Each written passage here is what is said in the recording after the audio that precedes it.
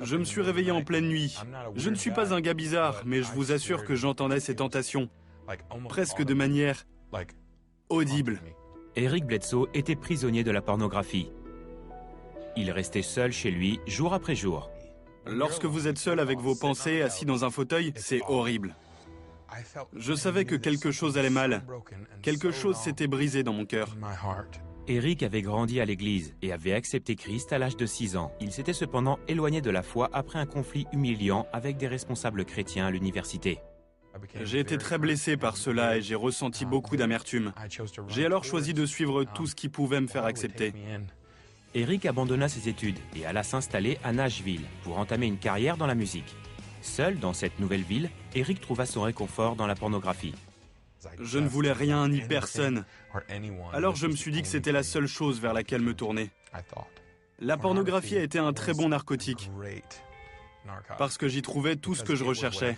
Elle vous ment en vous faisant croire que vous serez épanoui, et dès que vous vous y adonnez, elle vous poignarde dans le dos.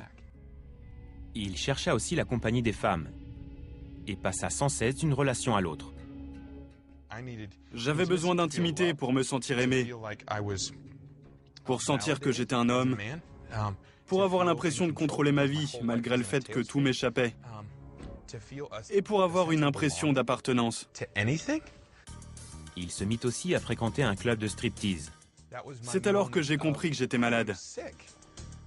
J'étais dans un club de striptease, mais je ne pouvais pas en profiter tellement j'étais rempli de passion pour cette danseuse. Je voulais qu'elle soit guérie, mais j'étais dans le même bateau qu'elle.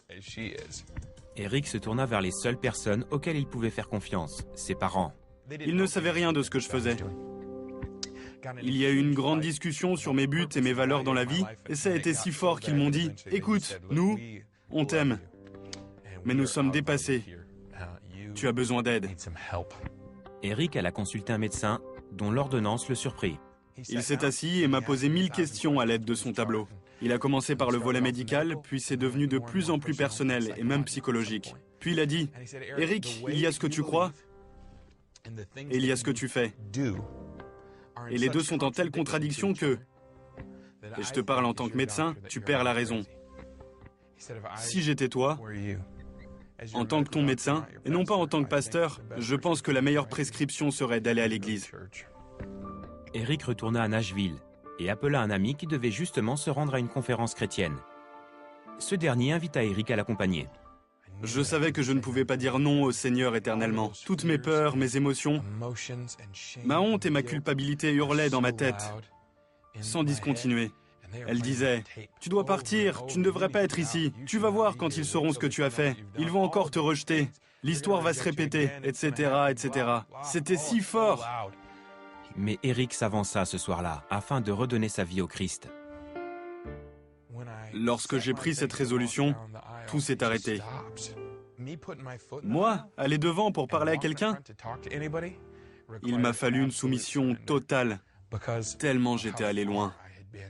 Eric se mit à étudier la Bible et trouva un homme qui allait devenir son mentor. Si je ne changeais pas, j'allais mourir.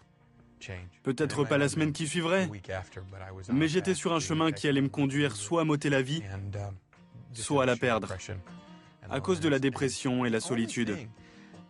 La seule chose que j'ai vue et qui fonctionne, c'est de cultiver une bonne relation avec le Christ. Parce que ça devient une expérience bien meilleure que regarder du porno. Être chaste et saint devant Dieu, à un point tel que retourner à la pornographie vous semble une mauvaise blague. Je renouvelle sans cesse ma pensée. Je m'entoure d'hommes et de femmes de Dieu. J'essaie d'écouter le Saint-Esprit. Je vais à l'église, je fais ce qui est bon et petit à petit, avec le temps, une chose en remplaçant une autre, le déclic a fini par arriver. Aujourd'hui, Eric est marié et il a un jeune fils. Maintenant, je désire être fidèle à ma femme. Pourquoi voudrais-je perdre mon foyer, mon mariage, ma famille pour 15 minutes avec un ordinateur? Ce n'est pas sérieux. Il y a un espace en nous qui est destiné à Dieu. Mais nous essayons de prendre tout ce qui n'est pas de Dieu pour remplir ce vide en nous. Cela nous laisse encore plus vides, encore plus seuls et encore plus déprimés. Il y a un Dieu qui vous voit, Jésus. Il sait ce que vous choisissez au lieu de lui, ce que vous avez fait. Et il est prêt à vous pardonner toutes ces choses. Il a décidé de mourir plutôt que de vivre sans vous.